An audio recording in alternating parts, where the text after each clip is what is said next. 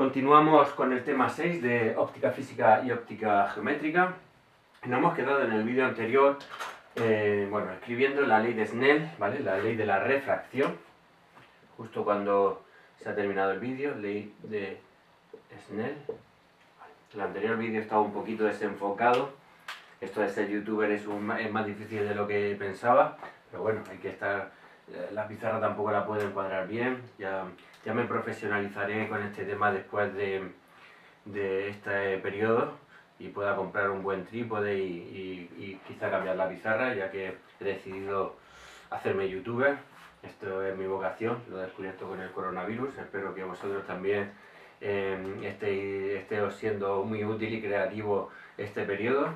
Yo puedo decir que el violín lo estoy mejorando mucho y que los vídeos, vamos, que el año que viene, a los alumnos del año que viene les pondré los vídeos de este año y yo me iré por ahí de paseo. Eso está claro que las nuevas tecnologías son el futuro y se puede uno olvidar de dar clase.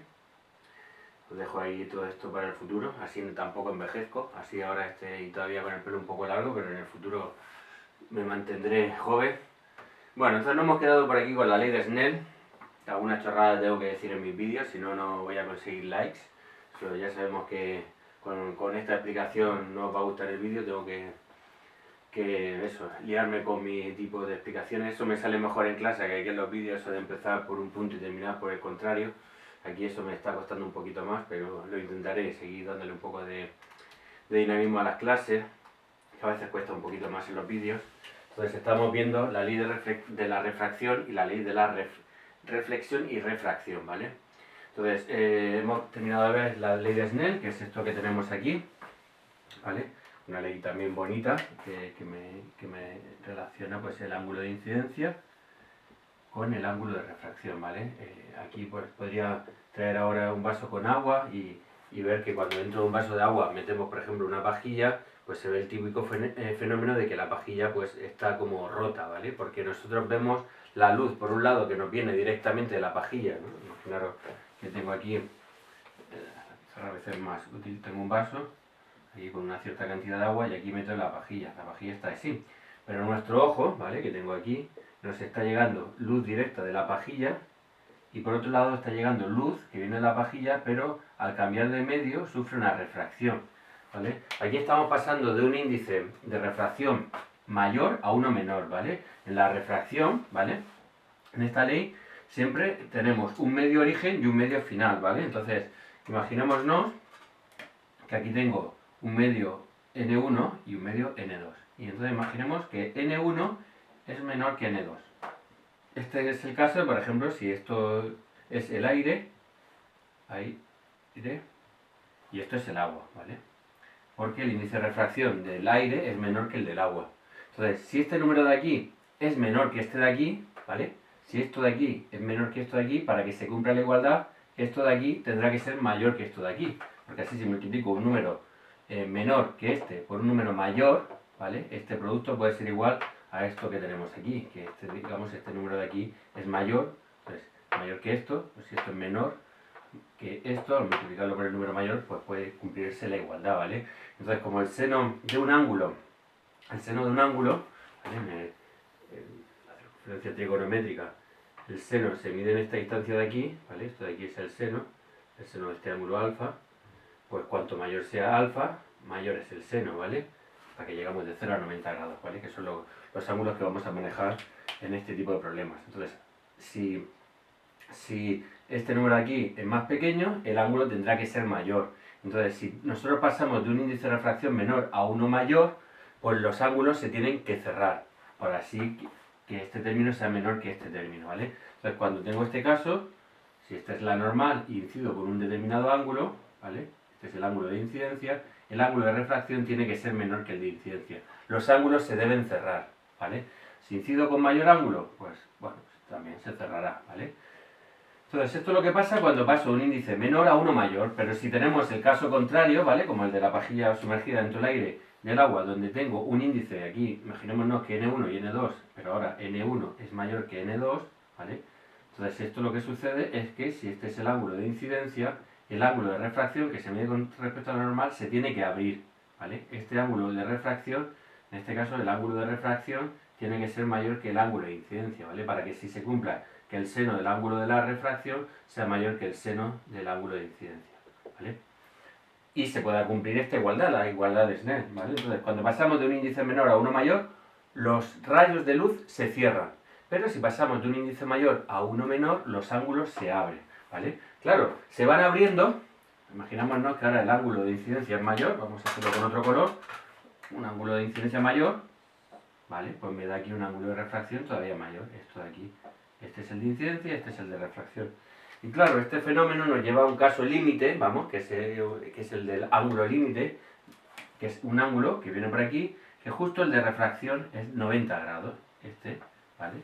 Eso es lo que se conoce como el ángulo límite, porque en este caso, ¿vale? Toda la luz se mantiene en el medio en el que incide. Esto no es que cuando yo sigo aumentando ahora el ángulo, aquí sigo aumentando el ángulo y la luz viene para acá. No, no, no. El fenómeno de la refracción es el cambio de dirección de propagación de la luz, el cambio de dirección en la dirección de propagación de la luz cuando cambiamos de medio. Si aquí me mantengo en este medio, al no cambiar de medio, lo que hago es reflejarme siguiendo la ley de la reflexión, pero nada de la refracción, ¿vale? De hecho, este ejercicio, este experimento es muy bonito de ver con un prisma o con cualquier elemento, ¿no? de cristal, donde tú vas viendo cómo cambian los rayos, digamos, el ángulo de incidencia con el ángulo de refracción, y llega un momento en el que se te produce lo que se llama una reflexión total, ¿vale? Toda la luz se mantiene en la zona del ángulo de incidencia. Esto es muy bonito verlo y se entiende mejor cuando se ve.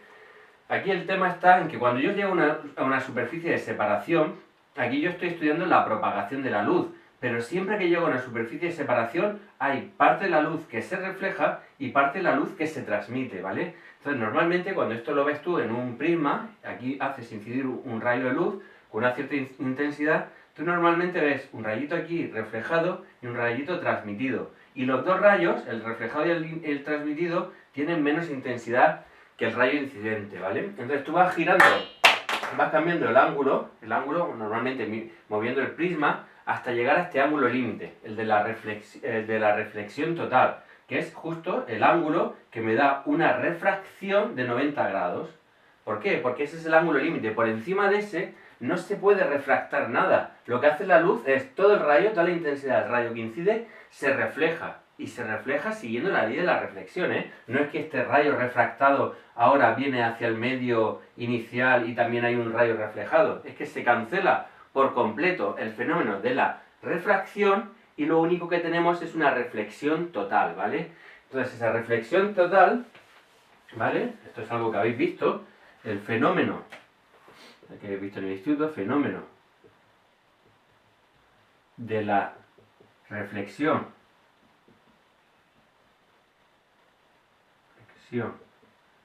total, ¿vale? Este fenómeno se da cuando el ángulo de refracción es igual a 90 grados, ¿vale?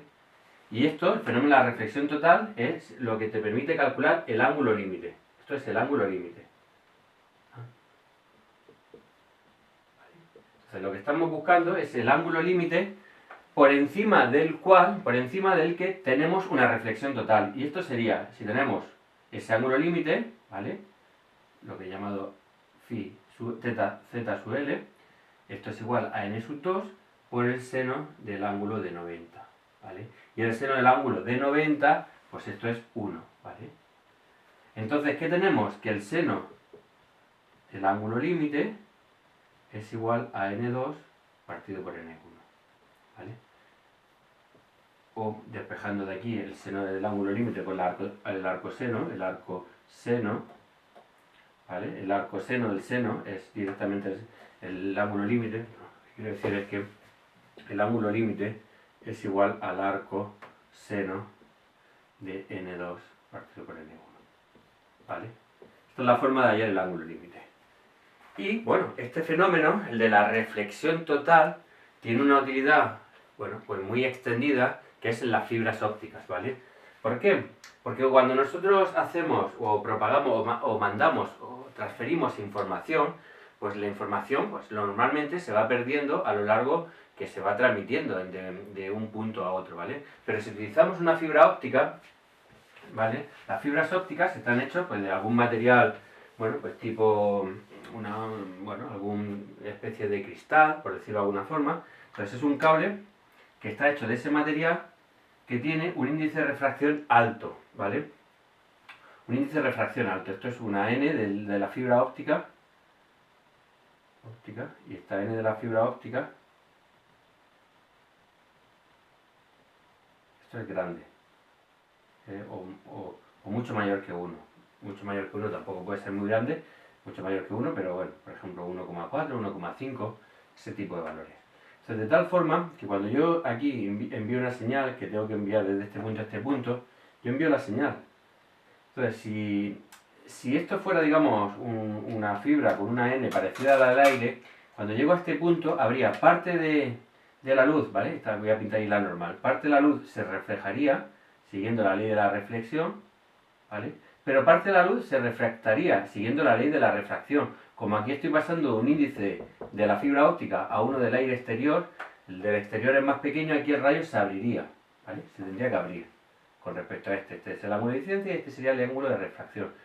Pero si este ángulo de aquí es superior al ángulo límite, ¿vale? Y eso se va a dar cuando este índice de la fibra óptica sea grande, lo que va a pasar es que el de la refracción, ya no se produce, porque estamos por encima del ángulo límite. ¿Y qué sucede cuando yo incido sobre una superficie de separación entre dos medios por encima de ese ángulo límite? Que la luz se refleja totalmente. Entonces, en vez de tener una refracción hacia el medio exterior, toda la luz se refleja, ¿vale?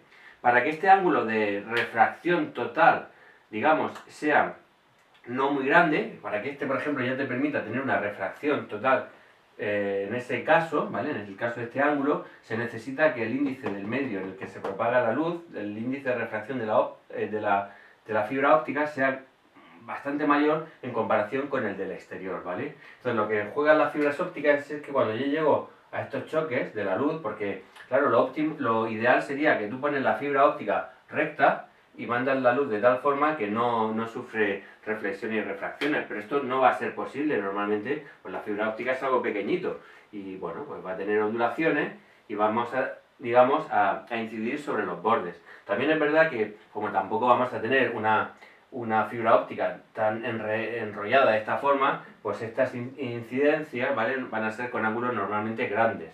Entonces esos ángulos grandes lo que nos permite es estar por encima de este ángulo límite, ¿vale? Y que se produzca esta reflexión total, ¿vale? Esto es lo que se llama el fenómeno de la reflexión total, ¿vale?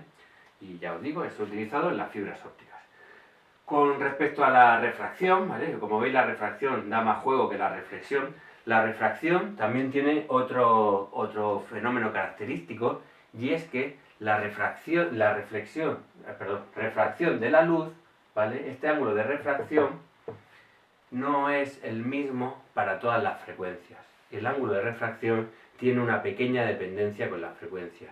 Y eso lo que nos permite, o lo que produce, es la dispersión, que es que el ángulo de refracción cambia con respecto a la frecuencia, que es el fenómeno que se utiliza con los prismas para, bueno, o en el arco iris, o se produce dentro de las gotitas de agua, ¿vale? Para formar los colores del arco iris, ¿vale? Porque los colores del arco iris son simplemente los colores que están mezclados dentro del blanco. Pero claro, cada color está asociado a una frecuencia. Os decía al principio del vídeo anterior que la luz son ondas electromagnéticas que tienen una longitud de onda desde los 400 nanómetros hasta los 700 nanómetros, ¿vale? Esto es el rojo y esto es el azul, o el añil, ¿no? Como se diga el azul normalmente en el arco iris. Entonces, bueno, la luz blanca tiene todas estas frecuencias mezcladas, pero claro, aquí hay una dependencia, tiene una distinta frecuencia, tiene una distinta longitud de onda. Acordaros por el tema de ondas que la velocidad de propagación de la luz era la longitud de onda por la frecuencia, ¿vale? Esta velocidad de propagación de la luz son los 300.000 metros partido por segundo. Esta es la longitud de onda, normalmente muchas veces se utiliza esta unidad, los nanómetros, y si yo de aquí despejo la frecuencia, pues obtendría la frecuencia. La frecuencia va con la inversa de la longitud de onda, ¿vale? Longitudes de ondas grandes implican frecuencias pequeñas, cuando aquí pusiera en lugar de la longitud de onda la frecuencia. Pero bueno, centrémonos en las longitudes de ondas de los 400 a los 700 nanómetros, ¿vale? El ángulo de refracción depende de esa longitud de onda o de esa frecuencia. Entonces, al depender no es el mismo, hay pequeñitas variaciones en ese ángulo y eso es lo que genera el fenómeno de la dispersión, que es que la luz se refracta con un ángulo sensible a la frecuencia de la misma. Entonces podemos descomponer la luz blanca en los distintos colores, ¿vale? Porque los distintos colores son simplemente pues luz, pero a distintas frecuencias, bueno, o en el fondo es una onda electromagnética que tiene una distinta frecuencia, ¿vale? Dentro de las que son sensibles, dentro de las que es sensible nuestro ojo, ¿vale? Nuestro ojo solo es sensible a luz electromagnética entre las longitudes de onda de 400 nanómetros y 700 nanómetros, ¿vale? Somos, digamos, solo captamos una pequeña zona del espectro electromagnético. Esto os decía que era porque lo que ha querido el ser humano en su evolución, en la evolución de su sentido de la visión, es que seamos capaces de diferenciar frecuencias muy próximas, de tal forma que somos capaces de diferenciar entre un verde oscuro y un verde más claro, entre el verde oscuro de la serpiente y el verde más claro de la hoja del árbol, ¿vale? Entonces, somos sensibles a muy poca parte del espectro, pero tenemos mucha resolución dentro de esa zona. Normalmente, el que abarca mucho, pues tiene poca resolución. Si tú eres capaz de ver diferencias entre dos números muy próximos, eres capaz de ver diferencias muy pequeñas. Si eres capaz de ver pues, frecuencias que van desde números muy pequeños a números muy grandes, pues al final no serás capaz de diferenciar entre, pues como es el ser humano, que es capaz de diferenciar entre el 410 y el 420, ¿vale? Entonces eso que nos permite diferenciar entre números muy próximos es porque solo somos capaces de ver estas 300 nanómetros, ¿vale? Si fuéramos capaces de ver entre, no lo sé, entre 1 nanómetro y 20.000 nanómetros, pues lo mismo no seríamos capaces de diferenciar entre el 410 y el 420. Tendríamos un mayor rango, ¿vale? Pero una menor sensibilidad. Lo que hemos querido nosotros, el ser humano, en su evolución es tener sensibilidad y no un gran rango, ¿vale? Entonces aquí, digamos, en este punto he introducido lo que es la luz, ¿vale? La luz es son ondas electromagnéticas a las que el ojo humano, son las ondas electromagnéticas a las que el ojo humano es sensible, ¿vale? La propagación de la luz, no he entrado en demasiado a ver la propagación de la luz. La propagación de la luz es, bueno, esto que os decía, que me gustaría que leyerais del Tipler, el capítulo de la luz, la historia de la luz y cómo la luz se propaga, si se propaga siguiendo las leyes de una onda o siguiendo las leyes de una partícula. Y veréis que a veces, bueno, dependiendo del fenómeno, ¿vale? Pues se comporta como una onda o como una partícula. Esto es la dualidad onda-partícula. Quizá cuando terminemos el tema, como al final vamos a ver óptica física, y en la óptica física vamos a ver lo que es la difracción y otros fenómenos, digamos, como la polarización, otros fenómenos característicos de la luz, ¿vale? Pues en esa parte profundizaremos quizá o explicaré lo de la dualidad onda-partícula, porque quizá algunos de esos fenómenos por ahora no son, digamos, no están claros para vosotros. En lo que he estado diciendo hasta ahora, hemos definido la luz como una onda electromagnética, pero también el concepto de onda electromagnética es algo que conocéis del instituto, pero tampoco en este curso hemos entrado en profundidad en el mismo. Una onda electromagnética es aquella que tiene un campo eléctrico y un campo magnético, ¿vale? Que oscilan de forma perpendicular entre sí y también de forma perpendicular a su dirección de propagación, ¿vale? Una onda electromagnética es una oscilación de un campo eléctrico y un campo magnético conjunto. Esto es, como decía en el tema anterior, es el electromagnetismo. No podemos entender la electricidad sin el campo magnético, porque las ondas electromagnéticas son eso, ondas electromagnéticas. Combinan la oscilación de un campo eléctrico con la de un campo magnético, ¿vale? Y estas oscilaciones pues tienen un amplio rango de frecuencias, ¿vale? Las que consideramos luz son las que sus frecuencias están dentro del visible, lo que es perceptible por el ojo humano, ¿vale? Entre esos 400 y 700 nanómetros. Bueno, pues una vez que hemos visto un poquito, bueno, la teoría esta de la luz, pero de forma simple hemos visto las leyes de la reflexión y la refracción. Las leyes de la reflexión y la refracción se podrían demostrar siguiendo el principio de Fermat, que nos dice que la luz cuando viaja de un punto a otro no va por el camino más corto, sino va por el camino más rápido. Es algo, en el fondo, es algo muy interesante, ¿vale? Que se da cuenta Fermat. Y eso, digamos, nos permite tanto demostrar la ley de la reflexión como la refracción. Para demostrarlo matemáticamente tendríamos que ver, digamos, tener una ecuación que nos diera la distancia entre un punto y un otro en función del tiempo, ¿vale? y cuando tenemos esa función del tiempo, derivarla y buscar su máximo